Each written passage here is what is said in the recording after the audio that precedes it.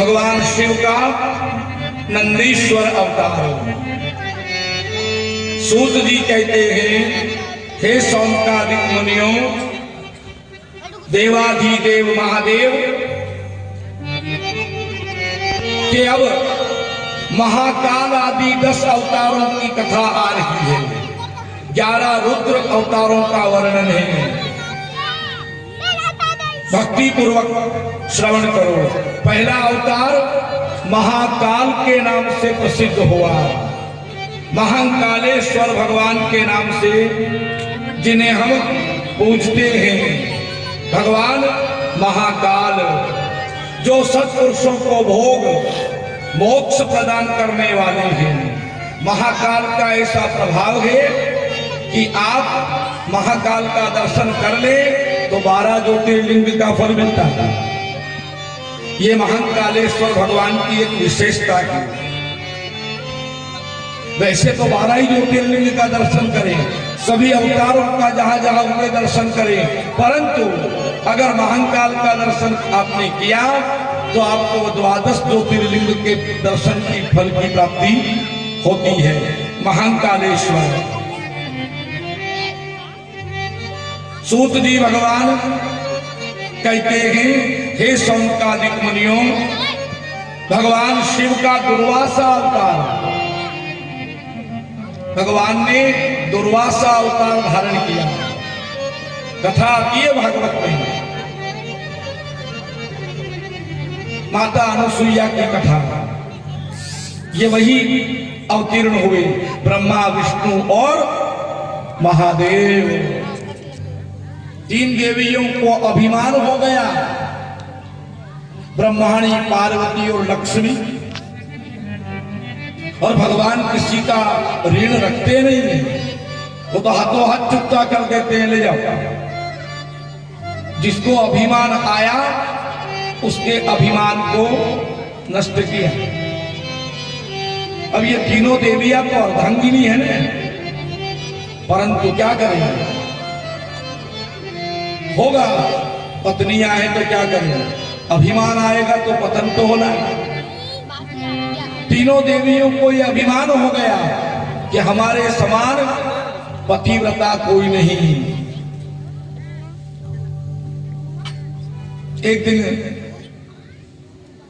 देव ऋषि नारद ने तीनों देवियों से आकर कहा, अरे आप किस भूल में हो? माता अनुसुईया आपसे भी बढ़कर है, महान पतिव्रता है, और उसकी ख्याति 10 दिशाओं में फैल रही है, और कहीं ऐसा ना हो जाए तुमसे आगे निकल जाए। नारद का काम ही यही है कि चिंगारी छोड़ दो, आग लग जाए। तीनों देवियों ने ब्रह्मा विष्णु महादेव से कहा, आप अभी जाएं। अनुसुईया, हमसे आगे निकलना नहीं चाहिए, वरना हमारा क्या होगा। त्रिदेवों ने समझाया कि देखो ये ठीक नहीं है, पर तीनों देवियां मानी नहीं। कहा आपको जाना पड़ेगा। ब्रह्मा विष्णु और महादेव तीनों साधु का भेष धरकर अत्रि महाराज के आश्रम पर पधारे। अत्रि नित्य गंगा स्नान जाते थे। तीनों साधुओं को देखा, माता अनुसुईया ने कहा, वाह धन्य मेरे भाग, आज मेरे घर संतों का आगमन हो गया। जहां घर आवे संत पाहुना, क्या कहें उस दृष्ट का जिसके घर संत भगवान पधारे, वो परम भाग्यशाली होता है। उसका ग्रस्त जीवन मंगलमय होता है। का पधारो महाराज, आसन लगाया, का भोजन करके ही जाइएगा। भगवान कहने लगे, देवी हम भोजन तो कर लेंगे, पर हमारी एक शर्त है। कि वो कौन सी शर्त है? कि देवी हमें भोजन करवाने वाला निर्वसन होना चाहिए। वसन माने वस्त्र। हम विचार करते हैं कि ऐसी बात भला प्रभु ने क्यों कही? वस्त्र दो प्रकार के हैं, एक तन को ढकता है और दूसरा वस्त्र मन को ढकता है। मन आत्मा पर जो वस्त्र पड़ा है वो माया का वस्त्र है, वो हटना चाहिए। वो जब तक हटे नहीं तब तक प्रभु का साक्षात्कार कैसे हो, उनका दर्शन कैसे हो? ये कथा जो चल रही है यहाँ, या धन से संबंधित कोई बात नहीं होगी। ये कथा 7 दिन तक ये मन, आत्मा और बुद्धि की कथा है। ये पीड़ा मन की है, ये व्यथा मन की है। इस मन को, इस आत्मा को, इस जीव को शिव के साथ कैसे मिलाएं, उसकी जुगत है, युक्ति है कि आप शिव के साथ एकाकार कैसे हो सकते हो। और ये जीव ही शिव बनता है। अगर शिव में मिल जाए तो शिव ने मात्रा हट जाए तो शव, बस वो मात्रा ही शिव है, परात्पर शिव है।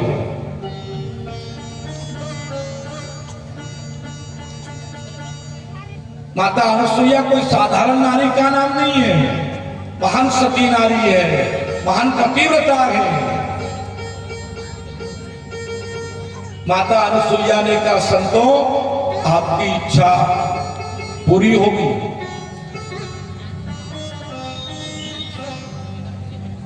माता ने विचार किया, आखिर ये है कौन? ये कोई साधारण मानव नहीं है। माता अनुसुईया नित्य अपने पति के चरणों की सेवा करती थी, जल अभिषेक। पति के चरणों की सेवा करने वाली नारी, पतिव्रत धर्म का पालन करने वाली, स्वयं भगवान के धाम में वास करती है।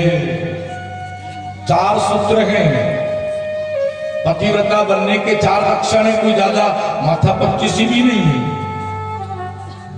पति से पहले जागना, पति सो जाए उसके बाद सोना, पति भोजन कर ले उसके बाद भोजन करना, और पति की प्रत्येक आज्ञा को मानना। ये 4 मंत्र हैं। बस इनको धारण करने वाला जीव महान पतिव्रता के लक्षण उसमें आते हैं।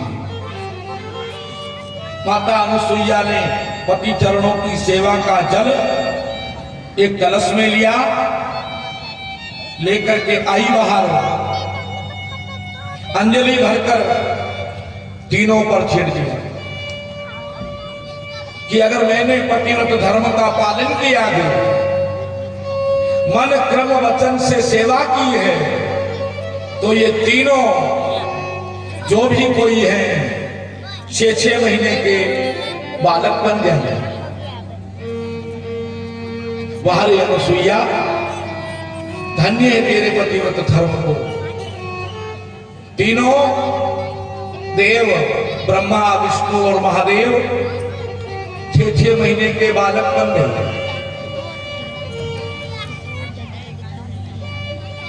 माता अनुसुईया ने तीनों को पालने में सुला दिया।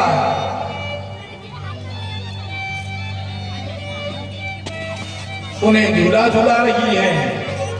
ब्रह्मलोक, शिवलोक और वैकुंठ लोक खाली हो गए। तीनों देवियों ने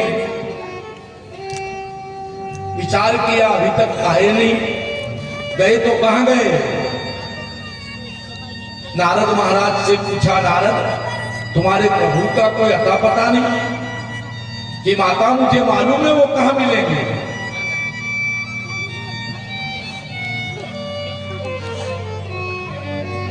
अत्रि महाराज के आश्रम पर माता अनुसुईया के घर पालने में जुड़ रहेगी का पता तो लगा कर आओ। नारद आए, माता अनुसुईया ने कहा पधारो महाराज, आपका आशीर्वाद फलीभूत हो गया, मैं 3 पुत्रों की मां बन गई।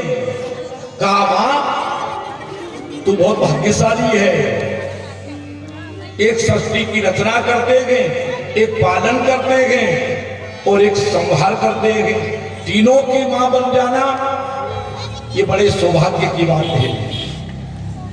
हे माता तेरे लाल के दर्शन कर लो। कि अवश्य महाराज। पुत्रवती जुगती जुग सोई, रघुवर भगत जा सुसुत होई। वो माता धन्य है जिसका पुत्र भगवान का भक्त होता है। माता अनुसुईया जलपान लेने गई, नारद जी महाराज ने दर्शन किए, परिक्रमा लगाई और कान में गुरु मंत्र दे दिया। कहा प्रभु इसी प्रकार पालने में लीला करते रहो। वैकुंठपुरी, ब्रह्मपुरी, शिवपुरी में आने की जरूरत नहीं है। जहां तक तीनों देवियों की अक्कल ठिकाने नहीं आए वहां तक यही पड़े हो। वहां से तो कहकर आए पता लगा कर आओ, यहां दूसरी लीला शुरू कर दी। नारद तीनों देवियों के पास आए, कहा माताओं पता तो लगा किंतु लापता। अब वे 6-6 महीने के बनकर पालने में सो रही है। कहा कोई उपाय है? कि उपाय तो है। माता आप जाओ, अनुसुईया की बहू बनकर चली जाए। बहू बनकर जाएगी, सासू जी को प्रणाम करना पड़ेगा तो आशीर्वाद मिलेगा। जब लग रहे गंग जल धारा, अचल रहे अहिवात तुम्हारा। जब तक जल की धारा गंगा में रहेगी तब तक आपका सुहाग अजर अमर होगा। यह आशीर्वाद माता पिता को, सास ससुर को दंडवत प्रणाम करना चाहिए। ठाकुर जी को, भोलेनाथ को, गुरु महाराज को, ये कुछ ऐसी मूर्तियां हैं, विभूतियां हैं कि इन्हें दंडवत प्रणाम करें।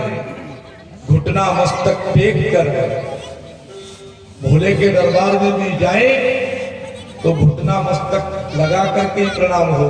ठाकुर जी के मंदिर में जाए तो घुटने मस्तक को टेक कर प्रणाम करें तो वो ऐसा ही आशीर्वाद, वैसी कृपा बरसती है। वैसे ही हमारे सास ससुर माता पिता, इनको भी वैसे ही प्रणाम करें। हम प्रणाम करते हैं, नहीं करते ऐसी बात नहीं।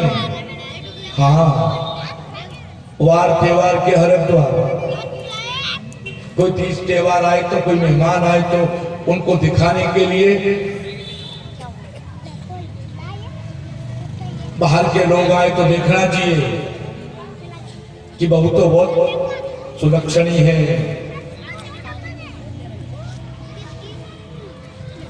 कई जगह तो कह देते हैं कि कुछ बोलना मत, किसी के सामने कोई बात करना मत, कह देना कि सब अच्छा है घर में।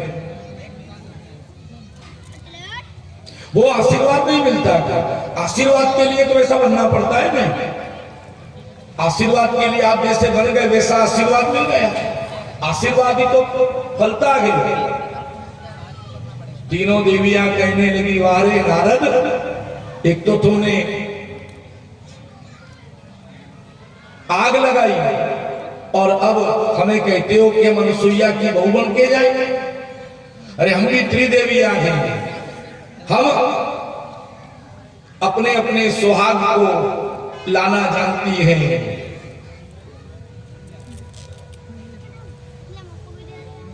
तीनों देवियां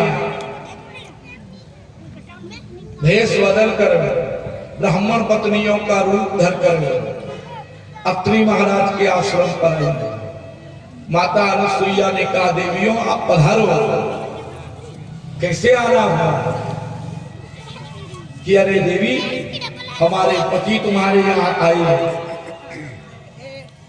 और तुमने उन्हें 6-6 महीने के बालक बनाकर पालने में सुला दिया।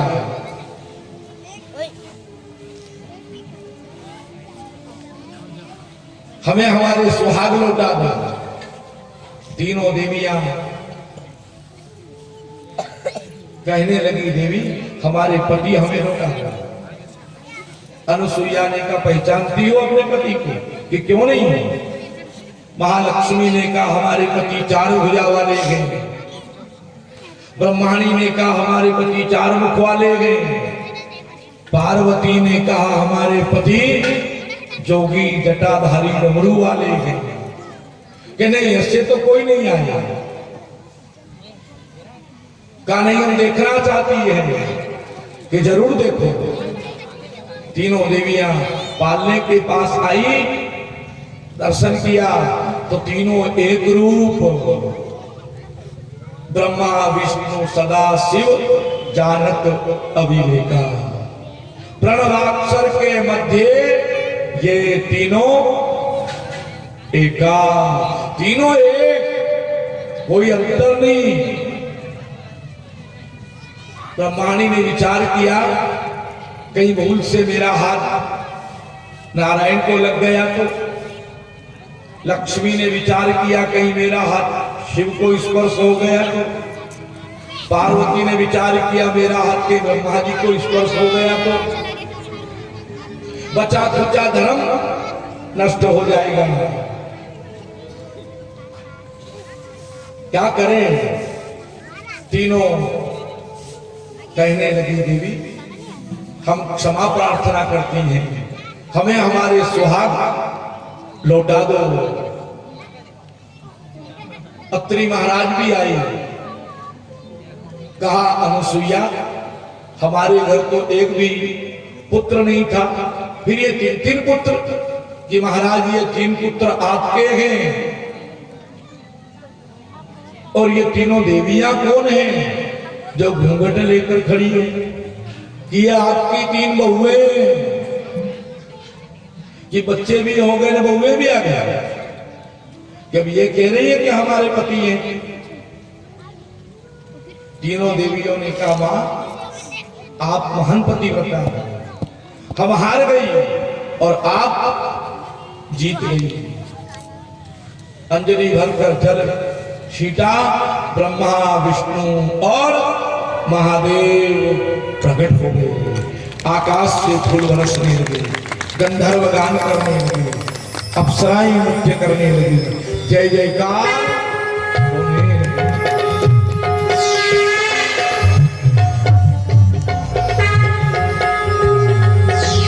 बोलिए जगदम्बे मात की, शिव भोलेनाथ की, सद्गुरु भगवान